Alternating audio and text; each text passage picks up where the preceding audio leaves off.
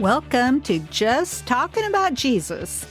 I'm Jan Johnson, a seasoned believer who loves relationships and, just talking about Jesus. Welcome, my friends, to episode 43 of Just Talking About Jesus. Last week, we heard from Shayla Marie Huber, who was so driven by business ventures and the need to validate herself that she was missing the opportunities that God had for her in developing a deep relationship with her husband. If you missed it, I'd encourage you to go back and take a listen. Hey, do you struggle with your identity? What if you were given a name that was embarrassing? One that made you feel like you were the object of laughter or derision? And what if you added this to being sexually abused? My guest today is Bambi Lynn Makowski. She's a woman who has navigated the highs and lows of abuse and acceptance of her name, which often brought shame. When she confronted God about it, He led her into a deeper understanding of her identity and self-worth. Join us as she tells her powerful testament of faith, redemption, and courage. I have to tell you that our Zoom interview ran out of time, and so I reconnected the Zoom, but somehow, unfortunately, the first half did not get recorded. So I apologize for that. You can, however, read about what she had said in my newsletter. Wait, what? You don't receive it? No worries. There are links in the show notes. I also want to let you know that if you'd prefer to watch, I always put these episodes on YouTube. So check that out in the show notes. And if you go there, consider subscribing, because just as when you subscribe to this podcast and get notification when new episodes are out, the same thing will happen if you subscribe in my YouTube channel. Then you won't miss an episode. So let's welcome Bambi. We all have things that have taken our lives, but it's what you do with that. There are thousands and thousands and thousands of women that were little girls that were molested by family members. There are thousands and thousands of thousands of girls that were raised in alcoholic homes, that had been sexually assaulted, that lived in poverty, that were victims of domestic violence, that were victims of infidelity. My story is no different than some people.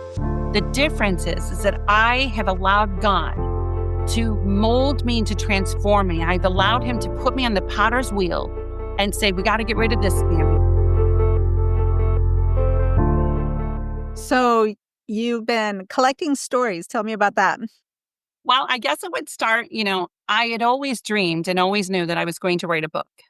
And I would just, every year, I would go on my birthday, which I just celebrated my birthday, and I just turned 55 on January 8th. But every year, I would go to the beach. I would go to the water and ask God, is it time for me to write my story? And every year, it was no. Every year, I knew that it was no. And I've been doing this since I was about 28 years old. And every year was like, no, not yet, not yet. And then 2 years ago, I actually moved from Buffalo, New York to the Golden Isles of Georgia. And so my whole life happened in New York, but yet God brought me to the Golden Isles, to Jekyll Island, for me to write my story. And on my birthday of 2 years ago, I said, God, is it time? And I just felt like, wow, okay, something's different. Mm-hmm. And I came home and I saw my rag doll sitting on my headboard in my guest bedroom. I'm like, oh my goodness, that's my book. And when I was like 6 or 7 years old, for Christmas, every year my mother would give my sister and I a doll. And when I was 6 or 7 years old, my mother gave me a rag doll. And I named her Josephine Priscilla after a movie that I had saw that was called The Orphan Train. And it was all these little kids in New York City that went onto the train and they were sent out west. Well, one of the little girls on there, she was a newspaper boy, but she was really a girl, but she had to dress up and her name was Josephine Priscilla. And so I named my doll Josephine Priscilla. And that day, 2 years ago, when I got back from the beach, I began to start writing my story. I wrote my story and it took me 3.5 weeks to write it, because it took me 52 years to live it, because I knew that it was there and I knew that it was time. Every night I would share what I wrote to one of my dear friends, and she She was an editor, but she said, Bambi, I can't edit this book. There's no way. I don't want to edit your voice out of it. And so I had to find a different editor. I didn't understand the whole process of all this editing and what it cost. I had no idea. I just knew that God had given me my story and for me to write my story. When I finally, when my book finally was published and it came out, and it came to my door, for the first time, that was such an exciting, Good. exhilarating thing that, oh my goodness, your book is in your hand. And I spent that evening reading my book, and I spent the whole night just reading, crying, spending the time of what God was doing healing in my life, that he was rejuvenating me. He was taking all the pain of my life and he was just renewing me. It was like an onion that was peeling piece by piece. And when I closed that book, I'm like, God, I'm not that same person anymore. I'm not her anymore. And I realized at that moment that I didn't write my story for me. I wrote my story so that other people could be brave enough to write theirs. I realized that my story was for me to go on this journey to find these women that needed bravery, that needed courage, and they needed somebody to be vulnerable enough to tell her story so that they can tell theirs. So I have been on a journey of finding people, and not even me finding people, but God finding these people, finding these opportunities for me to be able to share my story, for people to read my story. I did win an award on my cover and on my writing, which is so amazing because I'm not a writer, but when I was in seventh grade, I had an English teacher that called me into her office and she said, you are going to write someday and you're going to represent the school because you have a gift of writing. Hmm. And I didn't understand stuff like that except, in seventh grade, was a young girl. We didn't talk that way. Our parents didn't talk that way to us kind of thing. But I remembered when my book came out and I won an award on the cover and I won a silver on my writing. That was like the most amazing thing ever to have somebody believe in how I wrote. And But the now you have most a new identity because you are I a writer. I know I'm a published author. So I do have two books out. The Journey of Josephine is my first one, and The Treasures of My Heart is my second one. And But God took me on this path to meet people and to hear other people's stories and to realize I thought for my whole life that I lived inside of a globe, like the globe that you shake thinking that I'm the only one that's going through this and I'm watching the world pass by me. But as people picked up my book and read my book, they would contact me and they would say, this happened to me. Thank you for sharing your story because now I'm brave enough to share mine. I remember sharing my story with a single woman that lived in, a tough time, a tough part of town. She was a Black woman. She began to tell me that in their culture, you don't share, things about your life. You don't share the stories within inside of your home. And so we began to talk and I gave her a copy of my book. And the next day she called me and she said, oh my goodness, you told my story. You told my story and we're not even the same culture and we're not even the same color. And you told my story. She was your story spoke to my soul that I could feel some healing that was taking place in my own life. Mhm. I believe that the more that we tell our stories, the more that we're not different than each other. We all have scars. Mhm. We all have things that have taken our lives, but it's what you do with it. There are thousands and thousands and thousands of women that were little girls that were molested by family members. There are thousands and thousands of girls that were raised in alcoholic homes, that had been sexually assaulted, that lived in poverty, that were victims of domestic violence, that were victims of infidelity. My story is no different than some people. The difference is that I have allowed God to mold me and to transform me. I've allowed him to put me on the potter's wheel and say, we got to get rid of this, Bambi. We're going to need to get rid of this. I've allowed him to take the ashes of my life and turn them into beauty. I've allowed him to take every part and every nook and cranny of my life and transform it and to do a metamorphosis. of it.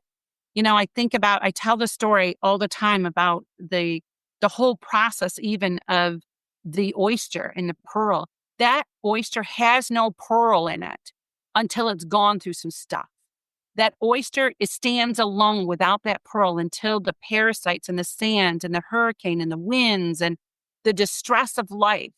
Then when you look and inside of that pearl, after they've gone through all of that, the oyster, you open up the oyster and you see this beautiful pearl. And sometimes that pearl is small and sometimes that pearl is really big because it's about the condition of what that oyster has gone through. That's our own life. That's our life. And what my book and what my story has been able to do, it's brought me to the door. But the lessons that I have learned through the heartache of life has brought me inside the door.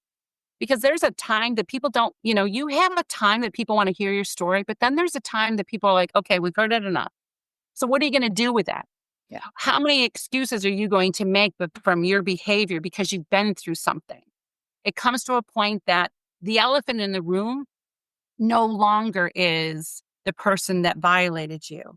The elephant in the room no longer is the person that you were a victim of domestic violence. No longer is the elephant in the room have to do with what you've been through.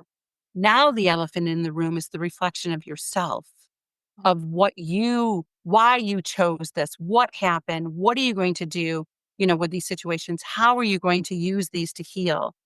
I can't blame anymore. I'm not angry anymore for what people have done to me. I'm not angry anymore for the life that I have lived. I'm not angry anymore that I had to go through this. I'm more hurt. I was more hurt now that you did that to me. And I no longer blame them I don't put blame on it anymore. And it's not my fault. I don't have to carry it anymore. And I think that that's what victims have to realize. You come to a point that it doesn't matter. You could have worn anything you wanted to wear. You could have done whatever you wanted to do. You could have, my ex-husband I was a victim of domestic violence. It's not about that I didn't pray long enough. It's not about that I didn't sacrifice. It wasn't that I needed to be silent anymore. You chose to do something to me that you had no right to do. Right. And so you begin to start saying, it's not my fault anymore, but you take accountability for your healing. Mm-hmm. And that's what my book did. My book began to start having women take accountability, for what they have been through. And the more that we tell our stories, the more set free we become, and the more that we become a tribe and realize that we're all no different Yeah. than each other. And I think we have to allow God to make us into a new creature, a new creature, Absolutely. you know? And I mean, he's standing right there waiting to do that for us. But we have Hmm. to say, yes, I want you to make me anew. Show me how to do that. Show Yeah. me how to go about that. And it's hard. And, the Bible's really clear about 7 times your fall. It's not the falling that matters. It's the getting back up that matters. It's not the pit that you have been placed in and that you have to crawl, it's us crawling ourselves out of it and grabbing hold of his hand. Mhm. That's what it's about. It's about grabbing hold of his hand and hanging on for dear life. It's not about the woman with the issue of blood that she spent 12 years with this issue and people have taken her money. She was in hiding. She couldn't go out because, she had a menstrual cycle. It wasn't about those 12 years, but it was about that moment that she was brave enough to go out and to grab the hem of his garment. Yeah. That's what it's about. That's what God wants. He's showing us, grab my hem, sit at the foot of the cross, renew your mind of how you think I look at you and believe in how I do look at you. Yeah. He wants us just to surrender it all and just say, God, I surrender all to you. I surrender. And it's not about what we go through. It had nothing to do with the woman with the issue of blood, of what she went through, but it was that moment in time that she grabbed his hem. Yeah. And that's what the story that God wants us to remember is the grabbing hold of the hem of his garment. Hmm. He's a good daddy, isn't he? He sure is. He sure is. He sure is. Where can people find you?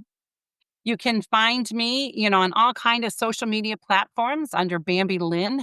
I am on TikTok that it is Healing Through Stories, and then in parentheses is my name. You also can go on my website, healingthroughstories.com. And I am running that if anybody signs up and anybody, subscribes to my website, there is a pop-up for a 10% discount, with a code, if you want to purchase my books or my t-shirts. Most authors, I'm no different than anybody else, would rather you come to my website, would rather you, purchase from my website. And then you get a personal, author sign, from me, to do that. I also blog weekly, so that is something I love people to subscribe.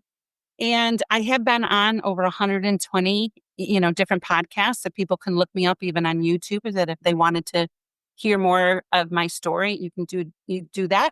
And I am now looking for speaking engagements, for my story to be able to present my story, out into the world on a platform. So if you know anybody, that's looking for a speaker and looking for somebody with motivation, Christ-like motivation and inspiring, I'm also available, and you can go on my website and send me an email. That's awesome. Yeah, so much that people will be able to relate to, just because even if you're raised in a healthy home environment, that doesn't mean your whole life was filled with that. There's other twists and turns of things and trying to figure out who you are and whatever. But a lot of people, Absolutely. I you tell know, this story and we can end after I tell the story. When I turned 49, one of my friends said, Bambi, you have to do something special before you turn 50. How about get a tattoo? And I'm like, no, I'm not getting a tattoo. And I had just read a book called The 5 Second Rule. It was by Mel Robbins. She was a motivational speaker. And she just tells you that your brain when it goes to 6 seconds, it immediately starts fearing and it immediately gives you all of these aspects of why you're not going to do something. So I decided, my girlfriend said, why don't you go skydiving? And I'm like, okay, sure, I'll go skydiving, because I just read this book and I'm going to put it to practice. So I had an opportunity with one of my daughters to go skydiving, and here, they suit you all up, you're all in harness, to protect you. And I had these words written on my hand that said, live no doubt. And I was a little cocky. I was a little like, I'm a mother of 6. I had these grandchildren. I'm like a little cocky. We go up into the plane at 17,000 feet. I'm the first person that is coming out that is going to have to jump out of this plane. The guy says to me, get to the end of the plane, really close to the edge of the plane. They do not count because they know that somebody's going to take their hands and like push them out and you're not going to get me out. So they tell you to sit at the edge of it. And as you're sitting in the edge of it, you're just waiting for that push. And finally a push came and I went out and it starts from 7 minutes. It takes about 7 minutes for you to get from top to bottom. And I was screaming, I was yelling, I vomited, I dropped gum in my mouth, like I was like, he goes, isn't this fun? And I'm like, no, and my cheeks are flopping in the wind and stuff like that. And he tells me, he said, when we get to the bottom, don't land on your feet and don't land on your knees. You have to land on your butt. So I'm like, oh my goodness, I'm trying to like figure out how I'm going to land. I landed on my butt. He says to me when we land, and I'm feeling like morning sickness had just like hit me. And he says to me, would you ever do this again? And I don't mean to yell, to swear at your audience, but I said, hell no. Like, no way. That's life. That is how life is. So if anybody wants to know what is life about, go skydiving because that will teach you what life is all about, that you're as cocky as all get out because you're little girls and we played, how to have house. We played how our husband's going to be for our whole lives. We knew what our children are going to be like.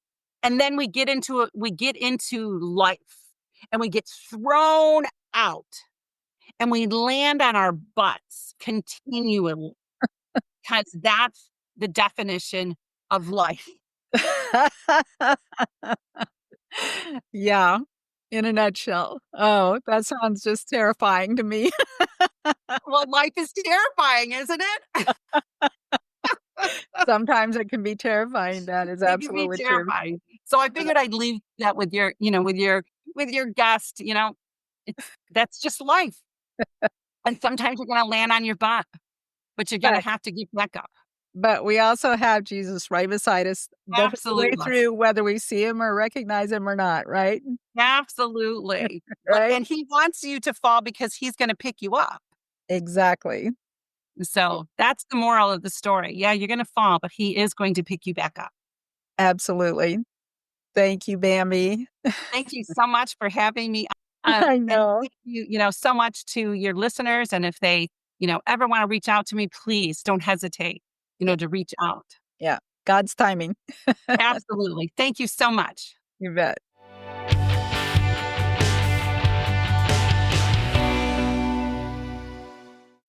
I love what Bambi is doing with her stories of other women who have been in similar situations. Because, as we learn more and more, God can redeem us. He is the one who defines our identity. He's the one who holds us in the palm of his hand, the one who comforts us and holds us in his precious arms. Links to her website are in the show notes, as well as links to this episode on YouTube. Do you have a friend or relative that might find value in this episode? Please share it. I'll leave you with these relevant scriptures. Mark 16:15.